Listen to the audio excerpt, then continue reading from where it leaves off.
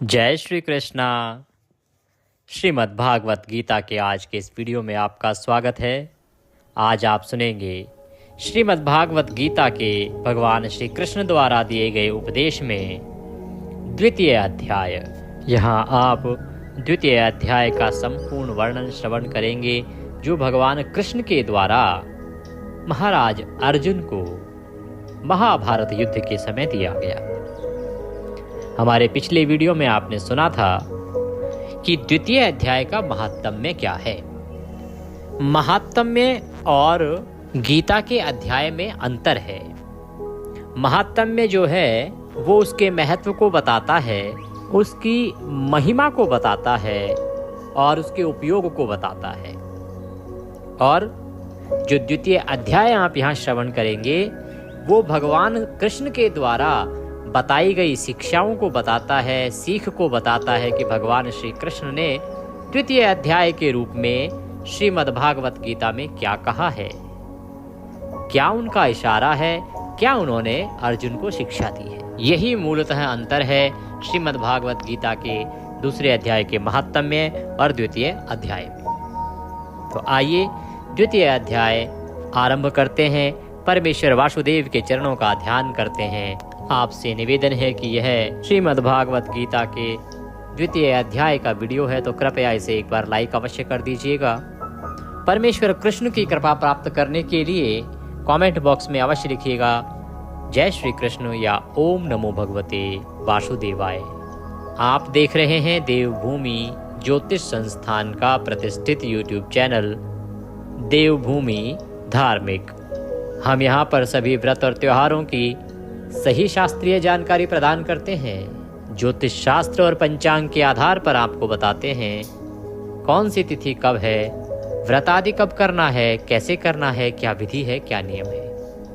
यदि आप सभी व्रत और त्योहारों की सही शास्त्रीय जानकारी प्राप्त करते रहना चाहते हैं तो कृपया चैनल को सब्सक्राइब कीजिए और बेल आइकन को प्रेस कीजिए। आइए भगवान का ध्यान करते हैं और अध्याय आरंभ करते हैं। शांतकारं भुजगशयनं पद्मनाभं सुरेशं विश्वधारं गगनसदृशं मेघवर्णं शुभांगं लक्ष्मीकान्तं कमलनयनं योगिर्विन्ध्यर्नगम्यं वन्दे विष्णुं भवभयहरं सर्वलोकनाथम।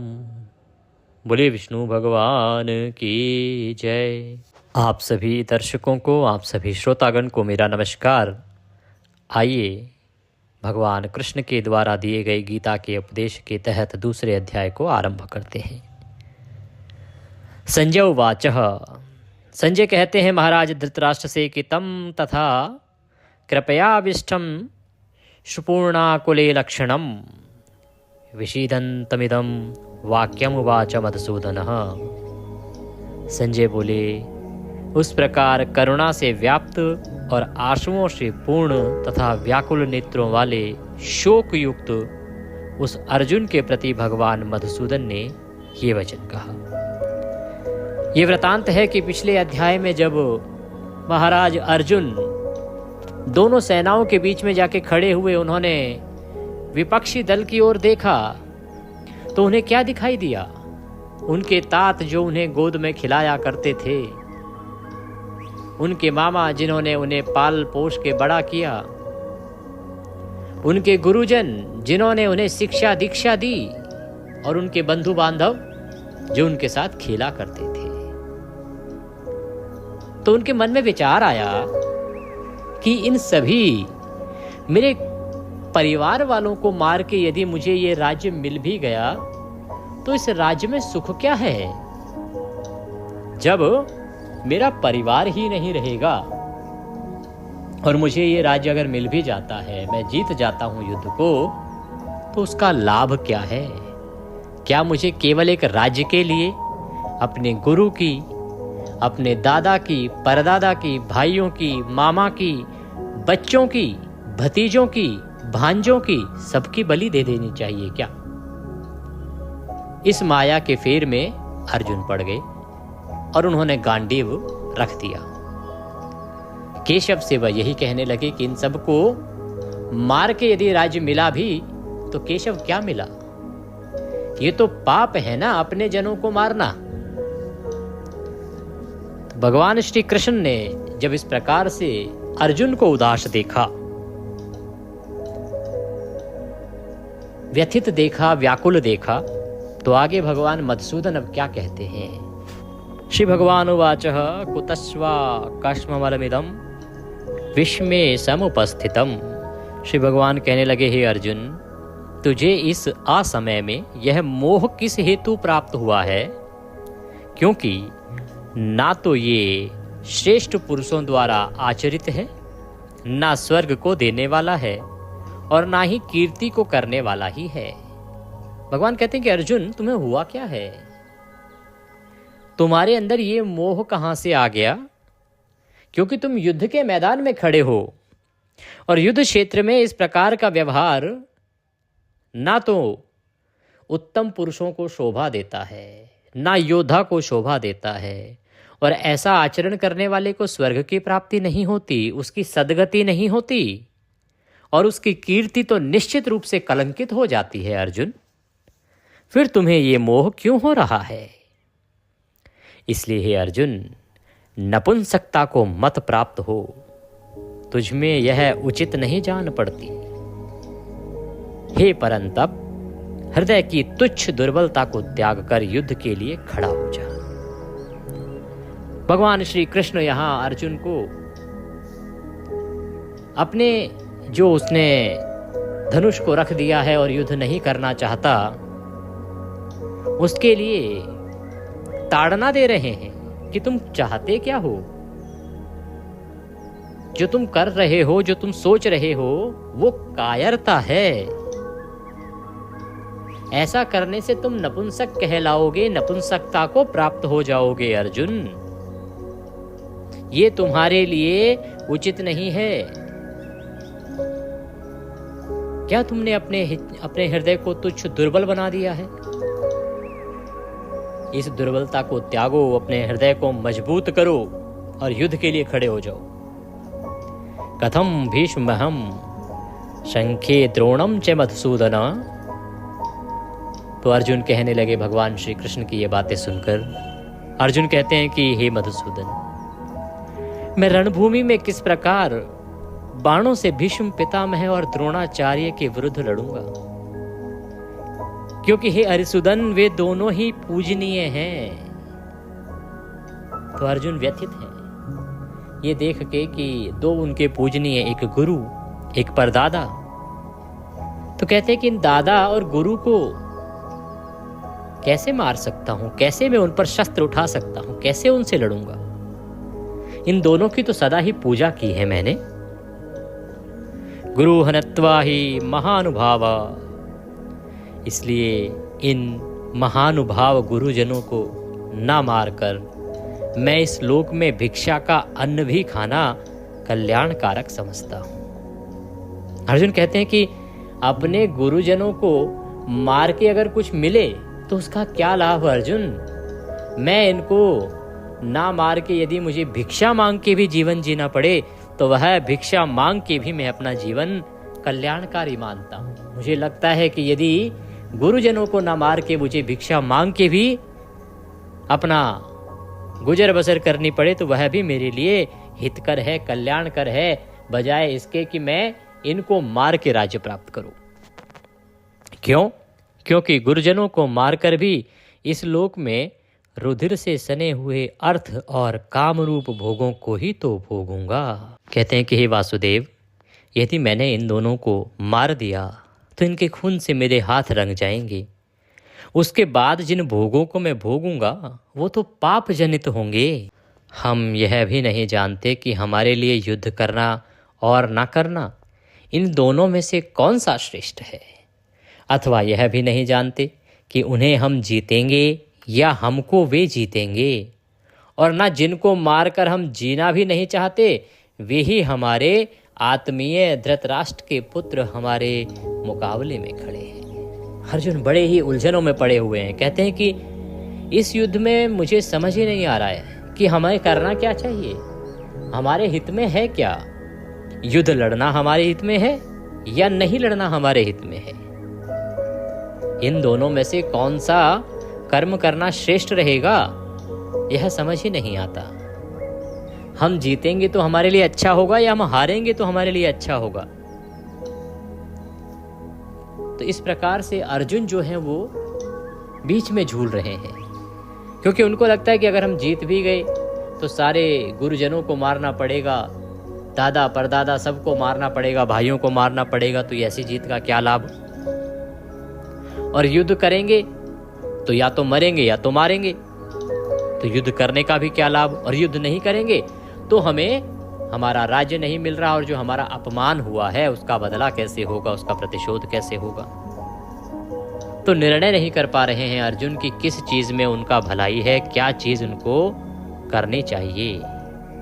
इसलिए कायरता रूप दोष से उपहत हुए स्वभाव वाला तथा कर्म के विषय में मोहित चित्त हुआ मैं आपसे पूछता हूँ कि जो साधन निश्चित कल्याणकारक हो वह मेरे लिए कहिए, क्योंकि मैं आपका शिष्य हूँ, इसीलिए आपके शरण हुए मुझको शिक्षा दीजिए। तो अंत में यहाँ अर्जुन कहते हैं कि हे वासुदेव, अब मैं तो निर्णय ही नहीं कर पा रहा हूँ, तो आप मेरे गुरु हैं, मैं आपकी शरण में आया हूँ, मैं आपसे प्रार्थना करता हूँ कि जो मेरे कल्याण के लिए है, जो मेरे कल्याण के लिए है, जो मेरे अपनों के लिए उत्तम है, जो इस समाज के लिए उत्तम है, वह मुझे बताइए कि मुझे क्या करना चाहिए। इस प्रकार से अर्जुन यहाँ भगवान वासुदेव से, भगवान श्री कृष्ण से प्रार्थना करते हैं। कहते हैं केशव, क्योंकि भूमि में निष्कंटक धन धान्य संपन्न राज्यों को और देवताओं के स्वामीपने को प्राप्त होकर भी मैं उस उपाय को नहीं देखता हूँ जो मेरी इंद्रियों के सुखाने वाले शोक को दूर कर सके। कहते हैं कि मुझे तो समझ ही नहीं आ रहा है, मुझे तो ये लग रहा है कि कोई इंद्र का सुख भी यदि मुझे मिल जाए, इंद्र की गद्दी भी मुझे इस युद्ध को लड़के मिल जाती है, तो वो भी मेरे शोक को दूर नहीं कर पाएगी। मुझे ये जो अपनों को खोने का शोक है, इसका कोई उपाय नहीं समझ आ रहा है कि इस शोक की पूर्ति कैसे होगी। इस प्रकार से महाराज अर्जुन युद्ध के क्षेत्र में भगवान श्री कृष्ण से निवेदन कर रहे हैं। तो संजय महाराज धृतराष्ट्र को सारा हाल बताते हुए कहते हैं, हे राजन, निद्रा को जीतने वाले अर्जुन अंतर्यामी श्री कृष्ण महाराज के प्रति इस प्रकार कहकर फिर श्री गोविंद भगवान से युद्ध नहीं करूंगा, यह स्पष्ट कहकर चुप हो गए। तो अंत में अर्जुन ने कहा कि हे वासुदेव, मैं युद्ध नहीं करूंगा। और उसके बाद वह चुप हो गए, शांत होकर बैठ गए। संजय कहते हैं, हे भरतवंशी धृतराष्ट्र, अंतर्यामी श्री कृष्ण महाराज दोनों सेनाओं के बीच में शोक करते हुए उस अर्जुन को हंसते हुए से यह वचन बोले। क्या वचन बोले? श्री भगवान उवाच, भगवान कृष्ण कहने लगे, हे अर्जुन, तू न शोक करने योग्य मनुष्यों के लिए शोक करता है, तू ना शोक करने योग्य अर्थात जो शोक करने के योग्य ही नहीं है उनके लिए शोक क्यों कर रहा है? और पंडितों के से वचनों को कहता है, और जो वचन पंडितों को शोभा देते हैं, जो पंडित लोगों को कहने चाहिए, इस प्रकार के वचन तू बोल रहा है। परंतु जिनके प्राण चले गए हैं उनके लिए, और जिनके प्राण नहीं गए हैं उनके लिए भी पंडित जन शोक नहीं करते। कहते कि तुम प्रवचन तो कर रहे हो पंडितों जैसे, लेकिन भाई जो लोग मर गए हैं ना तो पंडित जन उनके लिए शोक करते हैं, और जो नहीं मरे हैं उनके लिए भी वो शोक नहीं करते। ना तो ऐसा ही है कि मैं किसी काल में नहीं था, तू नहीं था, अथवा ये राजा लोग नहीं थे, और ना ही ऐसा ही है कि इससे आगे हम सब नहीं रहेंगे। कि अर्जुन ऐसा तो नहीं है कि हम अभी आए हैं, इससे पहले नहीं थे। मैं पहले भी था, तुम भी पहले थे और आगे भी रहोगे, हम सब आगे भी रहेंगे। जैसे जीवात्मा की इस देह में बालकपन, जवानी और वृद्धावस्था होती है, वैसे ही अन्य शरीर की प्राप्ति होती है। उस विषय में धीर पुरुष मोहित नहीं होता कि हे अर्जुन, हमारा ये जो शरीर है ना, इसमें जैसे बालपन होता है, फिर जवानी आती है, फिर बुढ़ापा आता है, वैसे ही जो मनुष्य का शरीर है वह समाप्त होता है। फिर मनुष्य की जो जीवात्मा है वो दूसरा शरीर धारण कर लेती है। इसमें मोह कैसा है, इसमें लगाव कैसा? हे कुंती पुत्र, सर्दी, गर्मी और सुख दुख देने वाले इंद्रिय और विषयों के संयोग तो उत्पत्ति, विनाशशील और अनित्य हैं। इसीलिए हे भरत, उनको तू सहन कर। कि जैसे सर्दी और गर्मी, सुख और दुख देने वाले इंद्रिय और विषयों के संयोग, ये सब उत्पत्ति और विनाशशील हैं और अनित्य भी हैं। इसीलिए इनको तुझे सहन करना चाहिए।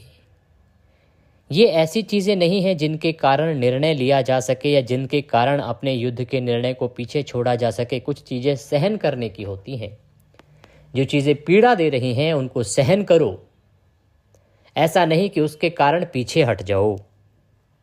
क्योंकि हे पुरुष श्रेष्ठ, दुख सुख को समान समझने वाले जिस धीर पुरुष को ये इंद्रिय और विषयों के संयोग व्याकुल नहीं करते, वह मोक्ष के योग्य होता है।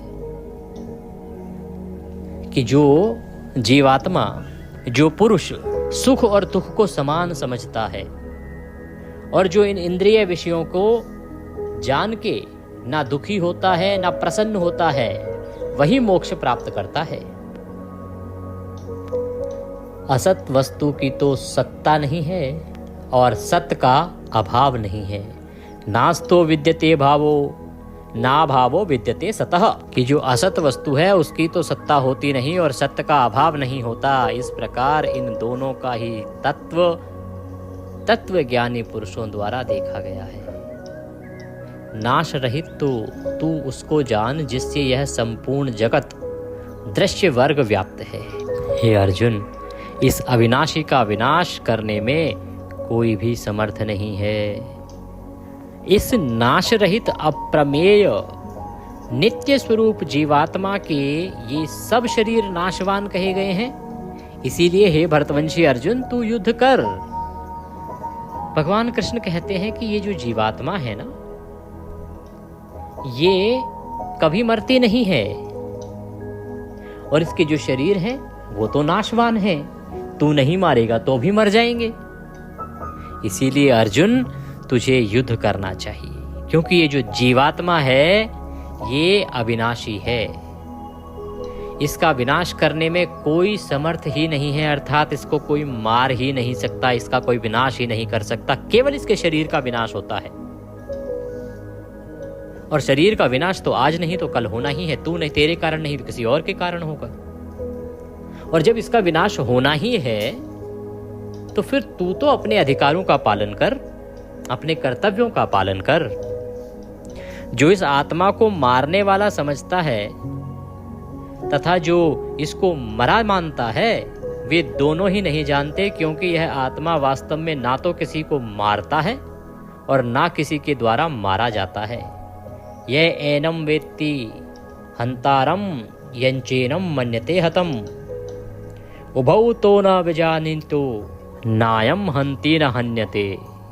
जो इस आत्मा को मरने वाला समझता है तथा जो इसी को मरा मानता है, वे दोनों ही नहीं जानते, क्योंकि यह आत्मा वास्तव में ना तो किसी को मारता है और ना ही किसी से मरता है। कि अर्जुन, तुम जो कह रहे हो ना कि तुम्हारे द्वारा इनको मारा जाएगा, पाप लगेगा, अरे भाई, ये तुम्हारे द्वारा नहीं मारे जा रहे, क्योंकि आत्मा तो कभी मरती ही नहीं है, किसी के द्वारा मारी ही नहीं जा सकती और ना ही कोई स्वयं मर सकता है, ना कोई मार सकता है। यह आत्मा किसी काल में भी ना तो जन्मता है और ना ही मरता है, तथा ना यह उत्पन्न होकर फिर होने वाला ही है, क्योंकि यह अजन्मा, नित्य, सनातन और पुरातन है। शरीर के मारे जाने पर भी यह नहीं मारा जाता है। हे अर्जुन, ये कभी नहीं मरता, ये अनश्वर है, इसका नाश कभी नहीं होता। यदि एक शरीर मारा जाता है तो उसके भीतर जो आत्मा रूप है वह कभी मरता ही नहीं, केवल शरीर मरता है। हे प्रथापुत्र अर्जुन, जो पुरुष इस आत्मा को नाश रहित, नित्य, अजन्मा और अव्यय जानता है, वह पुरुष कैसे किसी को मरवाता है और कैसे किसको मारता है। कि जिसने ये समझ लिया कि ये जो आत्मा है ये नाश रहित है, नित्य है और अजन्मा है, अर्थात ना इसका जन्म होता है ना इसका नाश होता है, तो फिर वो कैसे सोच सकता है कि वो किसी को मरवा रहा है। वो ना किसी को मारता है ना किसी को मरवाता है, क्योंकि आत्मा तो मरती ही नहीं है।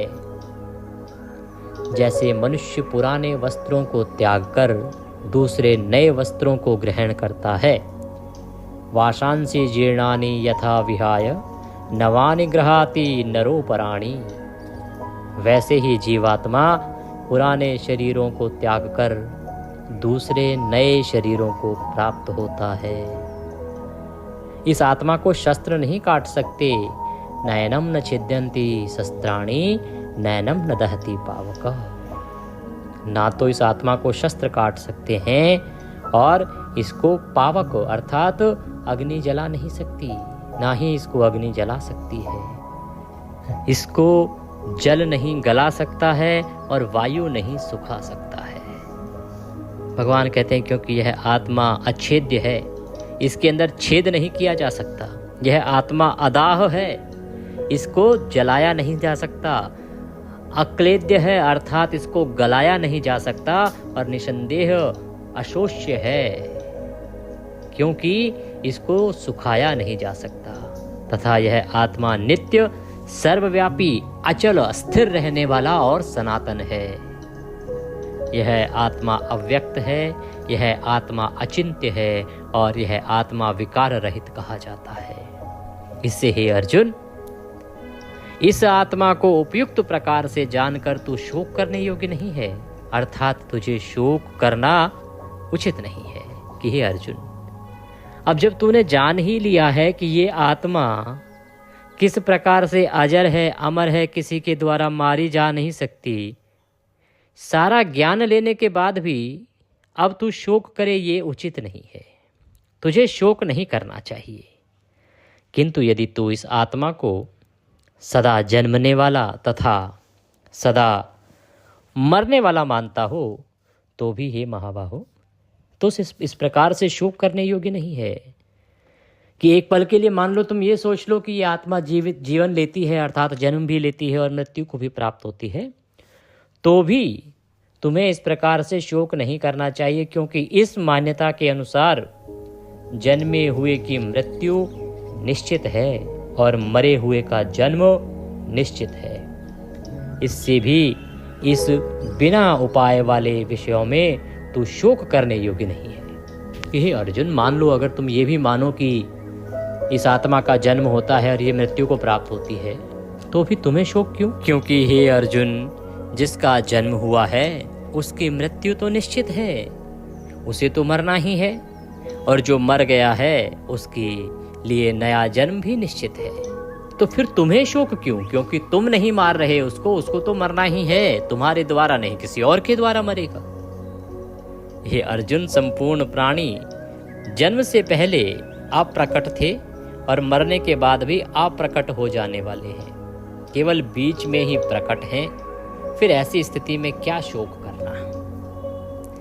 कोई एक महापुरुष ही इस आत्मा को आश्चर्य की भांति देखता है, और वैसे ही दूसरा कोई महापुरुष ही इसके तत्व का आश्चर्य की भांति वर्णन करता है, तथा दूसरा कोई अधिकारी पुरुष इसे आश्चर्य की भांति सुनता है, और कोई कोई तो सुनकर भी इसको नहीं जानता। हे अर्जुन, यह आत्मा सबके शरीर में सदा ही अवध्य है। इस कारण संपूर्ण प्राणियों के लिए तू शोक करने योग्य नहीं है कि किसी के भी शरीर में जितने भी जीवात्माएं हैं सबके शरीर में इसका वध नहीं किया जा सकता, तथा अपने धर्म को देखकर भी तू भय करने योग्य नहीं है, अर्थात तुझे भय नहीं करना चाहिए। क्यों? क्योंकि क्षत्रिय के लिए धर्मयुक्त युद्ध से बढ़कर दूसरा कोई भी कल्याणकारी कर्तव्य नहीं है। हे अर्जुन, तुम क्षत्रिय हो, बाकी सब चीजों को दरकिनार भी कर दो तो भी तुम्हारा धर्म है धर्म के लिए युद्ध लड़ना, जो धर्म है उसका साथ देना, जो सत्य है उसका साथ देना, उसके लिए लड़ना, यही तो तुम्हारा कर्तव्य है।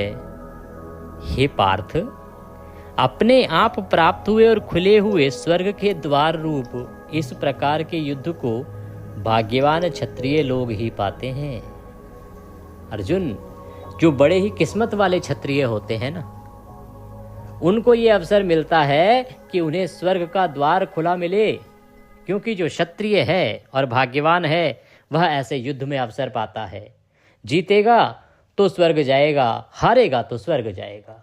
लेकिन अगर युद्ध में पीठ दिखा के बैठ जाएगा, हथियार डाल के बैठ जाएगा अर्जुन, तो ना तो क्षत्रिय कहलाएगा, अपने कुल पर भी कलंक लगाएगा और ना ही स्वर्ग जाएगा। अर्जुन, तुम्हारा कर्तव्य है धर्म युद्ध में युद्ध करना।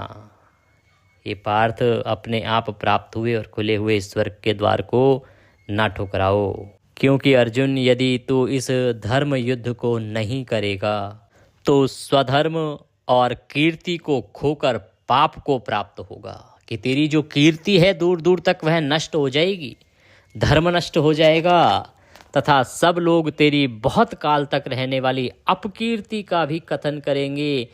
और माननीय पुरुषों के लिए अपकीर्ति मरण से भी बढ़कर है, कि अगर तुमने ये युद्ध नहीं लड़ा, ये धर्म युद्ध नहीं लड़ा, तो तुम्हारी अपकीर्ति होगी, कलंक लगेगा तुम्हारे ऊपर। और जो सम्माननीय लोग होते हैं उनके लिए अपकीर्ति तो मरने से भी बढ़कर है। और जिनकी दृष्टि में तू पहले बहुत सम्मानित होकर अब लघुता को प्राप्त होगा, वे महारथी लोग तुझे भय के कारण युद्ध से हटा हुआ मानेंगे। कि मान लो अगर तुम पीछे अभी हट भी जाते हो ना अर्जुन, तो कोई ये नहीं कहेगा कि परिवार वालों के प्रेम में पीछे हट गए। लोग कायर कहेंगे तुम्हें, लोग कहेंगे कि मरने के डर से युद्ध से हट गया। और जो तुम्हारे क्षत्रिय उस पर कलंक लगेगा वो अलग। तेरे वैरी लोग तेरे सामर्थ्य की निंदा करते हुए तुझे बहुत से ना कहने योग्य वचन भी कहेंगे। उससे अधिक दुख और क्या होगा अर्जुन? या तो तू युद्ध में मारा जाकर स्वर्ग को प्राप्त होगा, अथवा संग्राम में जीतकर पृथ्वी का राज्य भोगेगा। इस कारण हे अर्जुन, तू युद्ध के लिए निश्चय करके खड़ा हो जा। जय पराजय, लाभ हानि और सुख दुख को समान समझकर उसके बाद युद्ध के लिए तैयार हो जा। इस प्रकार युद्ध करने से तू पाप को प्राप्त नहीं होगा।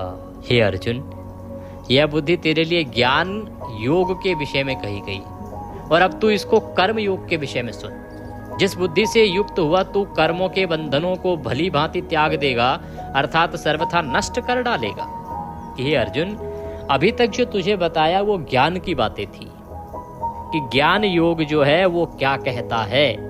अब तू कर्म के विषय में सुन कि कर्म योग क्या कहता है। जिस बुद्धि से युक्त हुआ तू कर्मों के बंधन को भली भांति त्याग देगा, अर्थात सर्वथा नष्ट कर डालेगा। इस कर्म योग में आरंभ का अर्थात बीज का नाश नहीं है, और उल्टा फल रूप दोष भी नहीं है, बल्कि इस कर्म योग रूप धर्म का थोड़ा सा भी साधन जन्म मृत्यु रूप महान भय से रक्षा कर लेता है।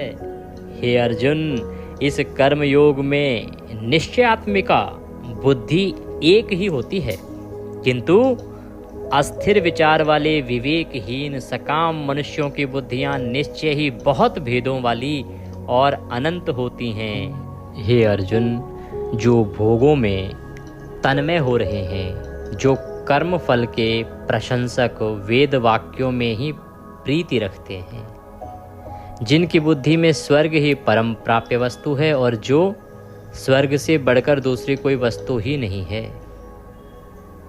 ऐसा कहने वाले हैं, वे अविवेकी जन इस प्रकार की जिस पुष्पित अर्थात दिखाऊ शोभा युक्त वाणी को कहा करते हैं, जो कि जन्म रूप कर्म फल देने वाली एवं भोग तथा ऐश्वर्य की प्राप्ति के लिए नाना प्रकार की बहुत सी क्रियाओं का वर्णन करने वाली है।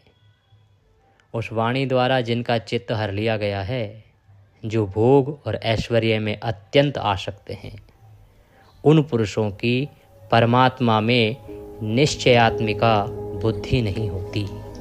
हे अर्जुन, जो मनुष्य भोगों में तन्मय रहता है, भोगों में ही डूबा रहता है, वह वेद वाक्यों में प्रीति तो रखता है, परंतु वो स्वर्ग पाप प्राप्ति के लिए ही कर्म को करता है। उसके अनुसार परम प्राप्य वस्तु जो है वो केवल स्वर्ग ही है और दूसरी कोई वस्तु है ही नहीं। इसी प्रवचनों के द्वारा ऐसे लोगों का चित्त जो है इस प्रकार की वाणी के द्वारा हर लिया गया है, जो भोग और ऐश्वर्यों में ही डूबे रहते हैं, आसक्त रहते हैं, और ऐसे लोगों की परमात्मा में निश्चयात्मिकता जो बुद्धि होती है ना, वो होती ही नहीं है, स्थिर बुद्धि रहती ही नहीं है।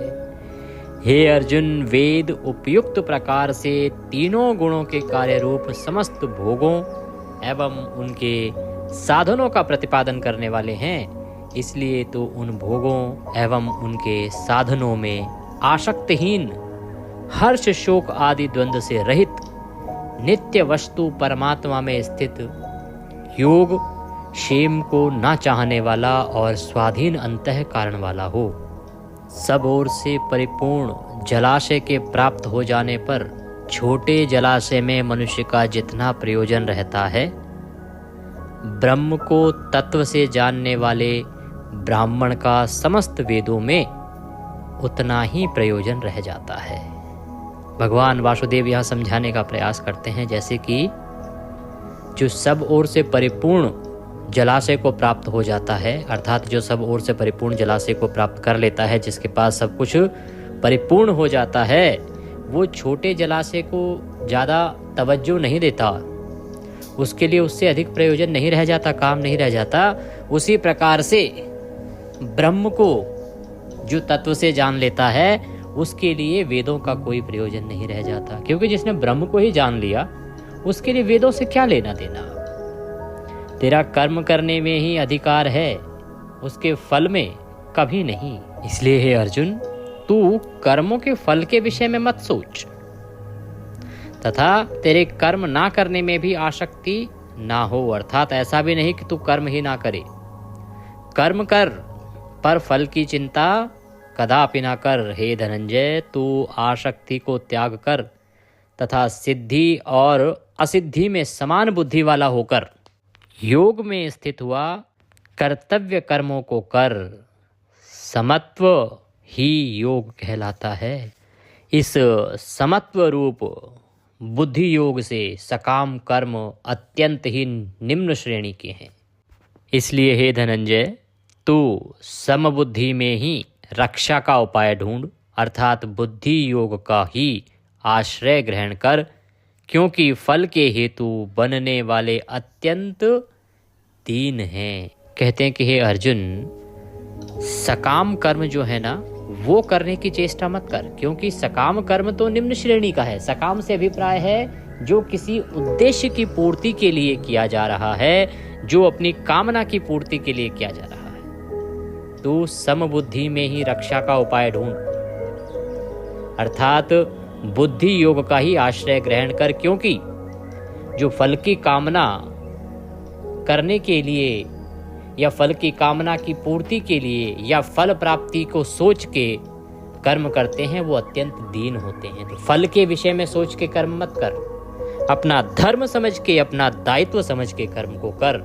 समबुद्धि युक्त पुरुष पुण्य और पाप दोनों को इसी लोक में त्याग देता है, अर्थात उनसे मुक्त हो जाता है। इससे तू समत्व रूप योग में लग जा। यह समत्व रूप योग कर्मों में कुशलता अर्थात कर्म बंधन से छूटने का उपाय है, क्योंकि समबुद्धि से युक्त ज्ञानी जन कर्मों से उत्पन्न होने वाले फल को त्याग कर जन्म रूप बंधन से मुक्त हो निर्विकार परम पद को प्राप्त हो जाते हैं। जिस काल में तेरी बुद्धि मोहरूप दलदल को भली भांति पार कर जाएगी, उस समय तू सुने हुए और सुनने में आने वाले इस लोक और परलोक संबंधी सभी भोगों से वैराग्य को प्राप्त हो जाएगा। हे अर्जुन, ये जो मोह रूपी दलदल है ना, इसको तू पार कर, और जिस दिन तू इसको पार कर जाएगा उस दिन तू सुने हुए सुनने वाले इस लोक के जो भी भोग हैं उन सब को तू पार करके वैराग्य को प्राप्त कर लेगा। भांति भांति के वचनों को सुनने से विचलित हुई तेरी बुद्धि परमात्मा में अचल और स्थिर ठहर जाएगी। तब तू योग को प्राप्त हो जाएगा, अर्थात तेरा परमात्मा से नित्य संयोग हो जाएगा। कि अलग अलग प्रकार के वचनों को सुनने से, सोचने से तेरी बुद्धि विचलित हो गई है, और जब तू योग को प्राप्त होगा, परमात्मा को प्राप्त होगा, परमात्मा में बुद्धि स्थिर हो जाएगी, तो तू इस सब सकाम कर्म और तुच्छ निम्न श्रेणी की सोच को त्याग देगा और तेरा परमात्मा से निश्चय ही संयोग हो जाएगा। यह सुनने के बाद महाराज अर्जुन हाथ जोड़ के बोले, हे केशव, समाधि में स्थित परमात्मा को प्राप्त हुए स्थिर बुद्धि पुरुष का क्या लक्षण है? वह स्थिर बुद्धि पुरुष कैसे बोलता है, कैसे बैठता है और कैसे चलता है? महाराज अर्जुन कहते हैं कि हे वासुदेव, तुमने अभी स्थिर बुद्धि पुरुष की इतनी प्रशंसा की है कि स्थिर बुद्धि पुरुष ही इस जगत का उद्धार कर सकता है, वही श्रेष्ठ है। तो वो जो स्थिर बुद्धि पुरुष है उसके लक्षण क्या हैं वो मुझे बताएं, वो मैं जानना चाहता हूं। श्री भगवान उवाच, भगवान वासुदेव बोले, हे अर्जुन, जिस काल में यह पुरुष मन में स्थित संपूर्ण कामनाओं को भली भांति त्याग देता है और आत्मा से आत्मा में ही संतुष्ट रहता है, उस काल में वह स्थित प्रज्ञ कहा जाता है। भगवान वासुदेव कहते हैं कि अर्जुन, जब कोई मनुष्य उसकी जो कामनाएं हैं ना, देखिए आज के जीवन में कितनी कामनाएं, सबकी कामनाएं हैं कुछ ना कुछ। कोई कहता है मुझे ये बनना है, कोई कहता है मुझे वो बनना है, कोई कहता है मकान चाहिए, महल चाहिए, आलीशान घर चाहिए, झोंपड़ी वाला कहता है सर छुपाने के लिए घर चाहिए, जिसका छोटा है उसको बड़ा चाहिए, जिसका बड़ा घर है और महल चाहिए, जिसकी छोटी नौकरी है बड़ी नौकरी चाहिए, किसी को विवाह की उत्सुकता है, कोई संतान प्राप्ति के लिए लालायित हो रहा है, कोई धन प्राप्ति के लिए भगवान का भजन कर रहा है। तो भगवान यहाँ यही कहने का प्रयास कर रहे हैं, किसी को शत्रुओं पर विजय पानी है, किसी को उससे ईर्ष्या है कि ये मेरे से आगे क्यों जा रहा है, या इसके पास मुझसे अधिक धन क्यों है। तो ये जो सभी चीजें हैं ना, ये सभी कामनाएं हैं मनुष्य की, और इनके लिए जो भगवान से भक्ति की जाती है, भगवान से प्रार्थना की जाती है, उसे सकाम भक्ति कहते हैं। तो भगवान यही कह रहे हैं कि जो इन कामनाओं को भली भांति त्याग दे, जिनका इन कामनाओं से दूर दूर तक कुछ लेना देना ना रहे, केवल अपनी आत्मा में ही आत्मा से संतुष्ट रहने लगे, उस काल में ही वह स्थित प्रज्ञ कहा जाता है, स्थिर बुद्धि वाला कहा जाता है। दुखों की प्राप्ति होने पर जिसके मन में उद्वेग नहीं होता, और सुखों की प्राप्ति में जो सर्वथा निष्प्रह तथा जिसके राग भय और क्रोध नष्ट हो गए हैं, ऐसा मुनि स्थिर बुद्धि कहा जाता है। भगवान कृष्ण कहते हैं कि जब उस मनुष्य के सामने कोई दुख की बात होती है, उसको कोई हानि होती है, तो वह बहुत अधिक विचलित नहीं होता, उससे उसमें बहुत अधिक उद्वेग नहीं आता। और यदि उसे कोई सुखों की प्राप्ति हो, उसका काम बहुत अच्छा बन जाए, तो भी वह अत्यंत उत्साहित नहीं होता, अति उत्साहित नहीं होता, निष्प्रह ही रहता है। और वह राग भय और क्रोध इन सब को नष्ट कर डालता है। ना उसे किसी का भय रहता है, ना वह क्रोध करता है, ना किसी का उपहास आदि ही उड़ाता है। ऐसा जो मुनि है वह स्थिर बुद्धि है, क्योंकि उसको ना किसी चीज को खोने से दुख हो रहा है, ना किसी चीज की प्राप्ति से अत्यंत हर्ष हो रहा है। जो पुरुष सर्वत्र स्नेह रहित हुआ, उस शुभ या अशुभ वस्तु को प्राप्त होकर ना प्रसन्न होता है और ना द्वेष करता है, उसकी बुद्धि स्थिर है। यदि कोई वस्तु की प्राप्ति हुई तो भी ठीक, नहीं हुई तो भी ठीक, वह ना तो प्रसन्न होता है और ना ही किसी प्रकार का द्वेष रखता है किसी के साथ। वही स्थिर बुद्धि है। और कछुआ सब ओर से अपने अंगों को जैसे समेट लेता है, वैसे ही जब यह पुरुष इंद्रियों के विषय में इंद्रियों को सब प्रकार से हटा लेता है, तब उसकी बुद्धि स्थिर है। ऐसा समझना चाहिए कि जब वो हर ओर से अपने मन को हटा ले, सभी प्रकार के लोभ, लालच, मोह, माया सब छोड़ के सभी इंद्रियों को नियंत्रित कर ले, वही स्थिर बुद्धि कहलाता है। इंद्रियों के द्वारा विषयों को ग्रहण ना करने वाले पुरुष के भी केवल विषय तो निवृत्त हो जाते हैं, परंतु उनमें रहने वाली आसक्ति निवृत्त नहीं होती। इस स्थित प्रज्ञ पुरुष की तो आसक्ति भी परमात्मा का साक्षात्कार करके निवृत्त हो जाती है। तो भगवान कहते हैं कि जिसने इंद्रियों को नियंत्रण में किया है ना, तो ऐसा जो मनुष्य है वो विषयों को ग्रहण नहीं करता, उसके केवल वह विषयों से निवृत्त होता है, परंतु उनमें जो रहने वाली आसक्ति है ना, उससे निवृत्त नहीं हो पाता। और जो स्थित प्रज्ञ है, जिसकी बुद्धि स्थिर हो गई है, वह आसक्ति से भी ऊपर निकल जाता है और परमात्मा का साक्षात करके निवृत्त हो जाता है। हे अर्जुन, आसक्ति का नाश ना होने के कारण ये प्रमथ स्वभाव वाली इंद्रियां यत्न करते हुए बुद्धिमान पुरुष के मन को भी बलात् हर लेती हैं। इसलिए साधक को चाहिए कि वह उन संपूर्ण इंद्रियों को वश में करके समाहित चित्त हुआ मेरे परायण होकर ध्यान में बैठे, क्योंकि जिस पुरुष की इंद्रियां वश में होती हैं उसी की बुद्धि स्थिर हो जाती है। भगवान कहने का प्रयास कर रहे हैं कि जो मनुष्य आसक्तियों में डूबा रहता है ना, जिसकी आसक्ति का नाश नहीं होता, अर्थात जो वही आशाओं में डूबा रहता है, जो इच्छाओं में डूबा रहता है ना, उसकी जो इंद्रियां हैं वो यत्न करते हुए बुद्धिमान पुरुष के मन को हर लेती हैं कि वह पूर्ण रूप से नियंत्रित नहीं होती। इसीलिए साधक को सबसे पहले उन संपूर्ण इंद्रियों को वश में करना चाहिए और उसके बाद भगवान वासुदेव के परायण होकर उनके शरण में जाके उनको अपना निमित्त मान के ध्यान में बैठना चाहिए। विषयों का चिंतन करने वाले पुरुष की उन विषयों में आसक्ति हो जाती है और आसक्ति से उन विषयों की कामना उत्पन्न होती है और कामना में विघ्न पड़ने से क्रोध उत्पन्न होता है। भगवान कहते हैं कि अर्जुन, जब जीवात्मा विषयों में पड़ी रहती है, बहुत सारे विषयों का चिंतन करती है, अलग अलग विषय उनके दिमाग में आएंगे, अलग अलग प्रकार के विचार आएंगे। जब उन विषयों का चिंतन करेंगे तो उनमें आपका जो मन है ना, वो डोलने लगेगा, आपकी इच्छा जागृत हो जाएगी उन विषयों में। और जब इच्छा जागृत हो जाएगी, आसक्ति आ जाएगी, तो उन विषयों की जो कामना है वो उत्पन्न हो जाएगी कि हाँ, अब ये तो मुझे प्राप्त होना चाहिए, ये तो मुझे करना चाहिए, ये तो मेरे पास होना चाहिए। और जब वो कामना पूरी नहीं होगी, उसमें विघ्न पड़ेगा, तो उससे क्रोध उत्पन्न होगा। तो जो भिन्न भिन्न विचार आते हैं विषयों के, उन पर प्रतिबंध लगाओ।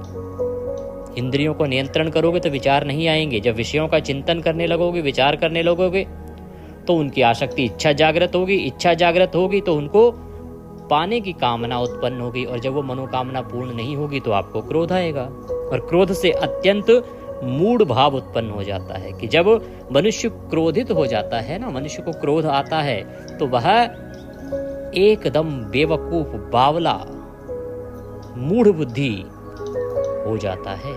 मूढ़ बुद्धि होने से, मूढ़ भाव से स्मृति में भ्रम हो जाता है, और स्मृति में भ्रम हो जाने से बुद्धि अर्थात ज्ञान शक्ति का नाश हो जाता है, और बुद्धि का नाश हो जाने से यह पुरुष अपनी स्थिति से गिर जाता है। परंतु अपने अधीन किए हुए अंतःकरण वाला साधक अपने वश में की हुई राग द्वेष से रहित इंद्रियों द्वारा विषयों में विचरण करता हुआ अंतःकरण की प्रसन्नता को प्राप्त होता है। अंतःकरण की प्रसन्नता होने पर इसके संपूर्ण दुखों का अभाव हो जाता है, और उस प्रसन्न चित्त वाले कर्मयोगी की बुद्धि शीघ्र ही सब ओर से हटकर एक परमात्मा में ही भली भांति स्थिर हो जाती है। ना जीते हुए मन और इंद्रियों वाले पुरुष में निश्चयात्मिकता बुद्धि नहीं होती और उसे अयुक्त मनुष्य के अंतःकरण में भावना भी नहीं होती तथा भावनाहीन मनुष्य को शांति नहीं मिलती और शांति रहित मनुष्य को सुख कैसे मिल सकता है। कहते कि जिसने अपनी इंद्रियों को वश में नहीं किया, जिसने अपने मन और इंद्रियों पर काबू नहीं किया ना, उसको स्थिर बुद्धि प्राप्त नहीं हो सकती। और इस प्रकार का जो मनुष्य है उसे कभी मन की शांति भी इसी कारण से नहीं मिलती, क्योंकि जैसे जल में चलने वाली नाव को वायु हर लेती है, वैसे ही विषयों में विचलित हुई इंद्रियों से मन जिस इंद्रिय के साथ रहता है वह एक ही इंद्रिय इस आयुक्त पुरुष की बुद्धि को हर लेती है। भगवान कृष्ण कहते हैं कि जब आपकी कोई नाव, मान लीजिए एक नाव का उदाहरण लीजिए कि जल में कोई नाव चल रही होती है ना, तो उसको वायु हर लेती है, अर्थात जिस ओर की हवा चल रही होती है ना उधर ही वो नाव जाने लगती है। ये देखिएगा कि जब नाव चल रही हो पानी में तो जिधर की हवा होगी उधर वो नाव भागती है अपने आप। वैसे ही जब विषयों में विचरती हुई हमारी इंद्रिय होती है, अर्थात हमारे मन में किसी चीज़ की कामना आ जाती है ना, कोई विषय आ जाता है कि ओहो ये हमारे पास होना चाहिए, मुझे ये प्राप्त होना चाहिए। जब आप उस विषय में खो जाते हैं तो वह एक ही इंद्रिय इस अयुक्त पुरुष की बुद्धि को हर लेती है। जब आपके मन में किसी चीज़ को पाने की इच्छा आ गई, आपकी किसी इंद्रिय ने कहा कि नहीं नहीं ये मुझे चाहिए, तो अब क्या करेंगे? आपकी बुद्धि उसको पाने में ही लग जाएगी। आपकी बुद्धि का पूर्ण रूप से वो एक इंद्रिय ने हरण कर लिया, वो हावी हो गई आपके ऊपर, तो आपकी बुद्धि बाकी जगह पर चलेगी ही नहीं, अच्छा बुरा सोच ही नहीं पाएगी। इसीलिए हे महाबाहो, जिस पुरुष की इंद्रियों के विषयों से सब प्रकार निग्रह की हुई हैं, उसी की बुद्धि स्थिर है। संपूर्ण प्राणियों के लिए जो रात्रि के समान है, उस नित्य ज्ञान स्वरूप परमानंद की प्राप्ति में स्थित प्रज्ञ योगी जागता है। और जिस नाशवान सांसारिक पुरुष की प्राप्ति में सब प्राणी जागते हैं, परमात्मा के तत्व को जानने वाले मुनि के लिए वह रात्रि के समान है। भगवान कहते हैं कि ये जो नित्य ज्ञान स्वरूप परमानंद की जो प्राप्ति है ना, ये बाकी सभी प्राणियों के लिए रात्रि के समान है, क्योंकि इसमें उनका कोई रुचि नहीं है। लेकिन जो स्थित प्रज्ञ योगी है ना, उनके लिए दिवस समान है। और जिस नाशवान सांसारिक सुख की प्राप्ति में सब प्राणी जागते हैं, परमात्मा के तत्व को जानने वाले जो मुनि हैं, उनके लिए वो रात्रि समान है। जो सामान्य जन जो आसक्तियों में डूबा हुआ है, उसके परमात्मा की भक्ति क्या है? रात्रि समान। उनको लगता है इससे हमारे लिए व्यर्थ का समय है, ये सोने का समय है। परंतु जो स्थिर बुद्धि वाला है, वह मुनि उसको अपने लिए दिवस मानता है, अवसर मानता है प्रभु प्राप्ति का।